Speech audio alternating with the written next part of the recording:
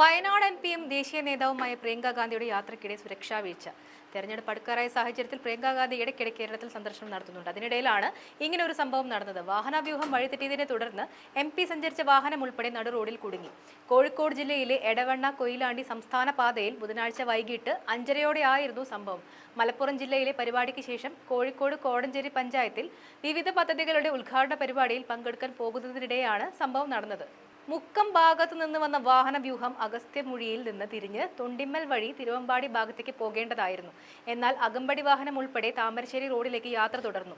വഴിതെറ്റിയ വിവരം സുരക്ഷാ സേനാംഗങ്ങൾ അറിയുമ്പോഴേക്കും മുന്നിലുണ്ടായിരുന്ന വാഹനങ്ങൾ 100 മീറ്ററോളം മുന്നോട്ട് പോയിരുന്നു. പിന്നീട് ഈ വാഹനങ്ങൾ പിന്നോട്ടെടുത്താണ് ശരിയായ ദിശയിൽ യാത്ര തുടർന്നത്.